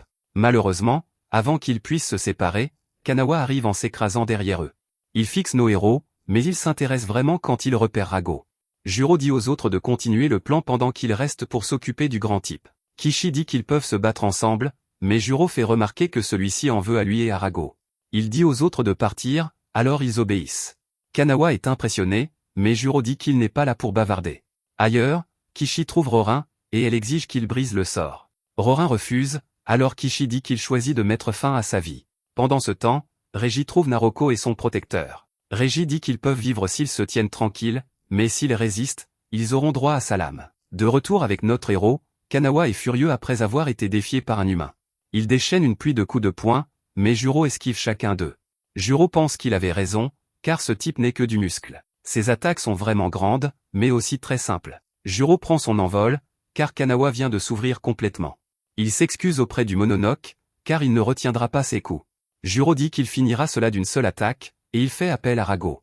Ils combinent leurs forces et déchaînent une puissante attaque. Kanawa l'attrape, mais notre héros continue de le repousser. Juro est cependant stupéfait lorsque Kanawa détruit son explosion. Kanawa en a assez, alors il se transforme en une version plus puissante de lui-même. Il choque notre héros en commençant à l'écraser avec le moindre mouvement de son bras. La force pure de Kanawa arrête Juro net, et il lui demande si ça fait mal. Kanawa veut humilier Juro, car il a une sérieuse rancune envers les agents du bureau. Il révèle qu'il était autrefois un dieu démon et qu'il était vénéré. Les humains lui présentaient des offrandes et il lui adressait même des prières. En retour, il protégeait leur terre. Tout était parfait jusqu'à ce que les Aniwaban apparaissent. Les villageois ont conspiré avec eux pour assassiner Kanawa. Kanawa n'a eu d'autre choix que de mettre fin à toute leur vie, et maintenant il déteste la racaille humaine. Il a attendu patiemment que les humains oublient les Mononoke et que les Aniwaban ne deviennent qu'une ombre d'eux-mêmes. Maintenant, le moment est enfin venu pour les Mononoke de reconquérir leur mode de vie. Kanawa déclare que si le pouvoir de Rago est vraiment si faible, alors ils n'ont pas besoin de lui. Il mettra fin à leurs 2 vies, alors il commence à écraser Juro. Pendant ce temps, Rorin dit que tous les humains lui donnent envie de vomir. Il pense qu'ils devraient imiter leurs ancêtres en rampant à 4 pattes. Kishi l'attaque simplement, mais Rorin disparaît. Il lui renvoie une attaque, et elle est stupéfaite quand cela les emmène ailleurs. Rorin explique que tomber de cet endroit lui coûtera la vie. Il révèle que son sort pénètre l'esprit et le psyché. Il dit qu'il a montré à toutes sortes de gens toutes sortes d'illusions, en retour, ils lui ont montré toutes les émotions possibles. Kishi dit que c'est une personne très perturbée, car les humains ne sont pas ses jouets. Rorin déclare qu'elle va jouer avec lui, qu'elle le veuille ou non. Il commence son attaque, et il dit à Kishi de danser pour lui. Il se demande si elle choisira d'être taillée en pièces ou de tomber vers sa perte. Il est pris au dépourvu lorsque Kishi attrape son arme et le jette hors de la plateforme. Elle est cependant stupéfaite lorsque Rorin lui rappelle que ceci est son illusion. Il fait pousser des ailes et se sauve de la chute. Kishi trouve cela injuste, mais Rorin n'aime pas son attitude. Il dit qu'il va lui faire un cadeau, et il lui donne une jupe. Kishi doit se rappeler de rester calme, sinon elle ne fera que jouer dans ses mains. Elle décide de le laisser penser qu'il contrôle la situation, afin d'avoir le temps de trouver une ouverture. Elle déclare qu'elle en a fini avec ses petits jeux, mais il fait remarquer qu'elle n'a pas le choix. Il est cependant choqué lorsque Kishi disparaît et se retrouve au-dessus de lui.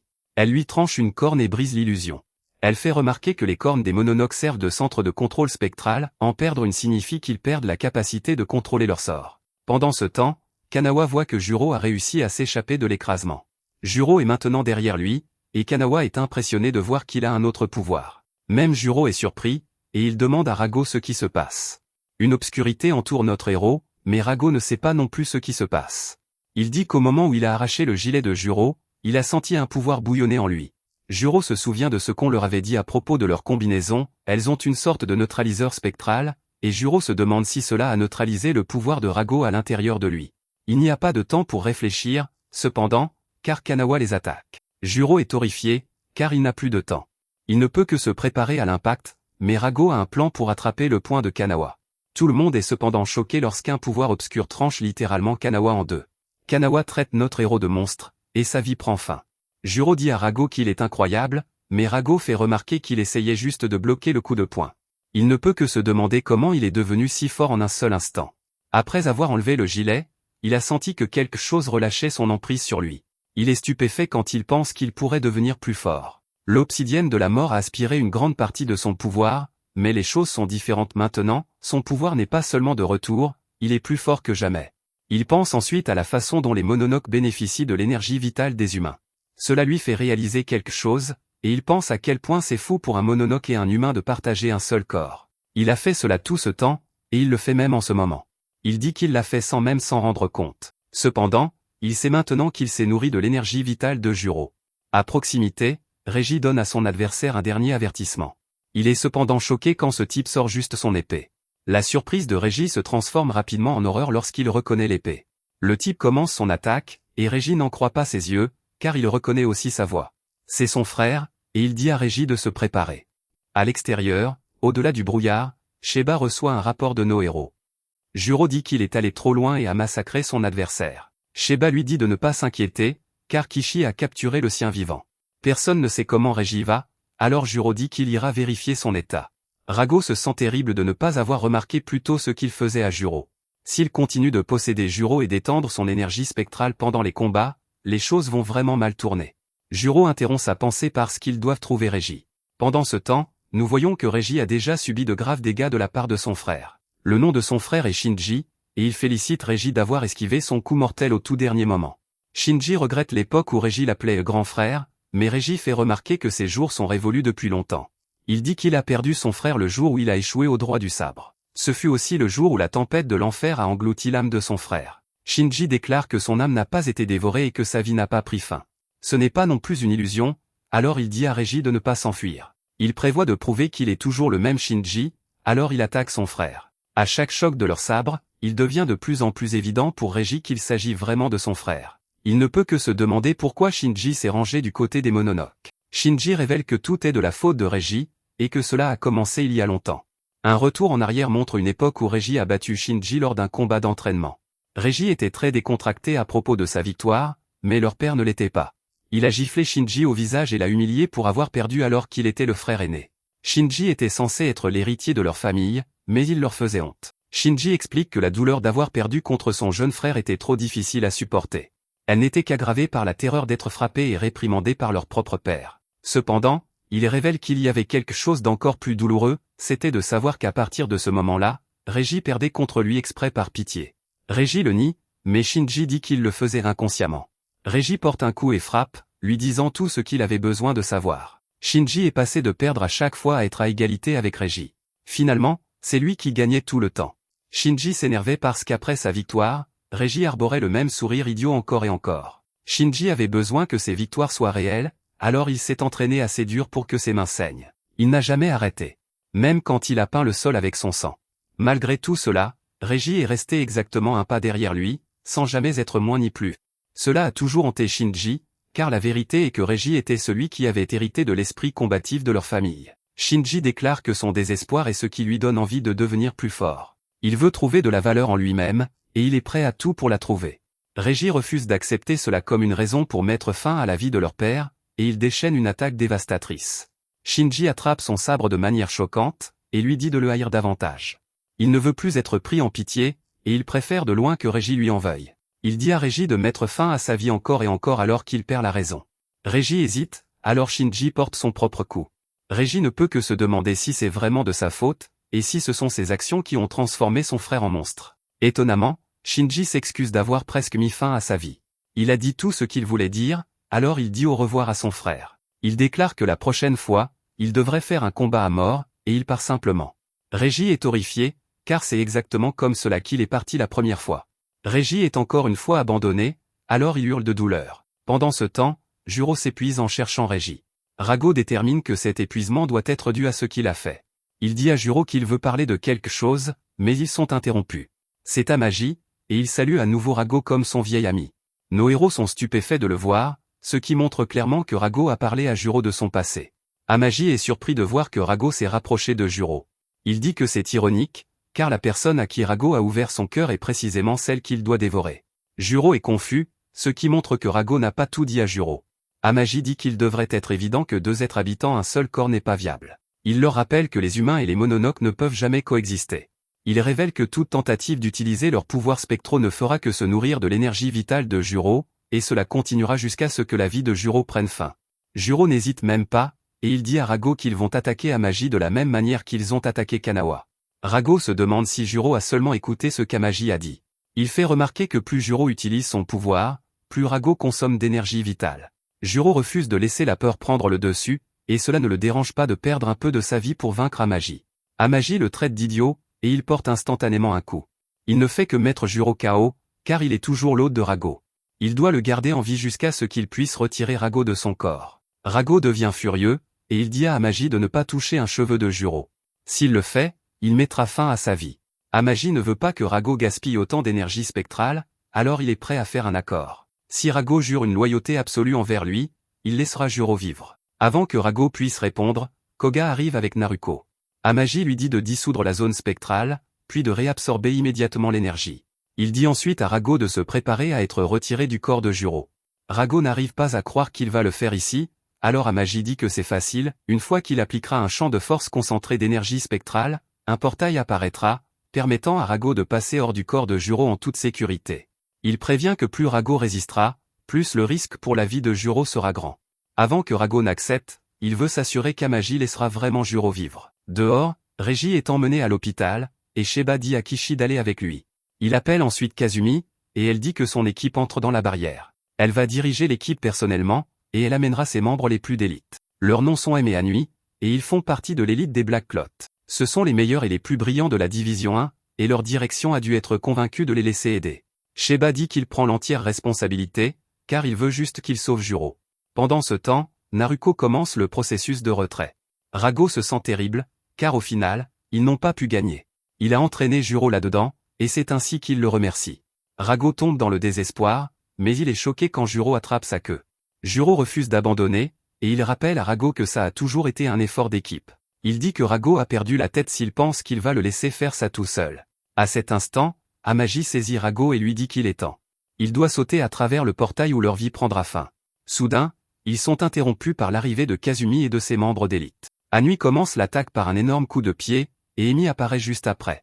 Elle dit à Koga qu'il est trop lent, et elle le projette dans une voiture. Elle regrette vraiment qu'Anui arrête d'inventer des noms pour ses attaques, et Jaru se demande qui ils sont. Kazumi arrive peu après, mais Koga est furieux. Il se précipite comme s'il allait attaquer, mais il attrape simplement Naruko à la place. Il se met en sécurité et explique qu'il ne veut pas perdre son temps à les combattre. Juste à ce moment, Kazumi est stupéfaite en réalisant qu'Amagi a Rago. Amagi déclare qu'il va le prendre, et tout le monde essaie de l'arrêter. Le temps ralentit tandis que Rago adresse un sourire à Juro. Il dit quelque chose, mais notre héros s'évanouit. Un jour plus tard, Reiji se réveille à l'hôpital. Kishi dit que c'est pathétique, car elle a été la seule à réussir à capturer sa cible. Régi admet qu'il est pathétique, et il ne peut que s'excuser.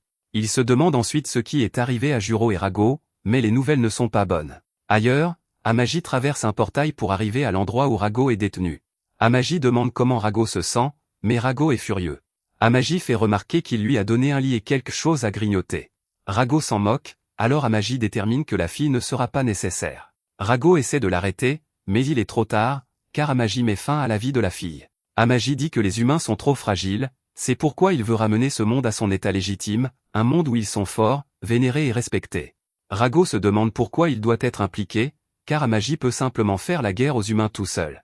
Amagi révèle qu'il l'a en fait fait il y a longtemps. Après que Rago se soit scellé lui-même, Amagi a rassemblé ses camarades et ils se sont révoltés. Finalement, ils ont perdu, et ce fut humiliant. Cependant, l'échec lui a ouvert les yeux sur la vérité. Il a réalisé que les humains sont incroyablement faibles, mais que c'est ensemble qu'ils révèlent leur vraie force. Les humains sont plus nombreux que les mononoques, ils doivent donc utiliser d'autres moyens pour retrouver la victoire. Il déclare qu'un seul pouvoir écrasant est la clé de tout. Il dit que ce pouvoir, c'est Rago lui-même. Avec Rago complètement rétabli, les humains n'auront aucune chance. Rago dit simplement qu'il aidera, car il n'a pas le choix. Ils ont déjà fait un accord, et il ne reviendra pas dessus. Juste à ce moment, Amagi remarque quelque chose, et il déchaîne une attaque. Rago est furieux, car si Amagi avait visé plus juste, il aurait mis fin à sa vie. Amagi lui dit de se taire, et il exige de savoir où est la queue de Rago. Rago éclate de rire en expliquant qu'Amagi a été trop brutal quand il l'a retiré de Juro. Il révèle qu'en le retirant, sa queue a été arrachée. Elle est restée avec Juro, ainsi que toute l'énergie spirituelle de Rago. Rago rit bien, car maintenant il n'est plus qu'un chat normal. Il nargue Amagi d'avoir fait une énorme erreur, et il se met à miauler comme un chat. Amagi le jette de côté avec rage, et Rago lui dit de viser correctement cette fois. Amagi prépare une attaque terrifiante, et Rago admet que regarder la mort en face est un peu effrayant. Il n'a plus de temps, car Amagi déchaîne l'attaque dévastatrice. Le dernier message de Rago est que tout dépend maintenant de Juro. Merci d'avoir regardé mon récapitulatif. N'oubliez pas d'aimer la vidéo.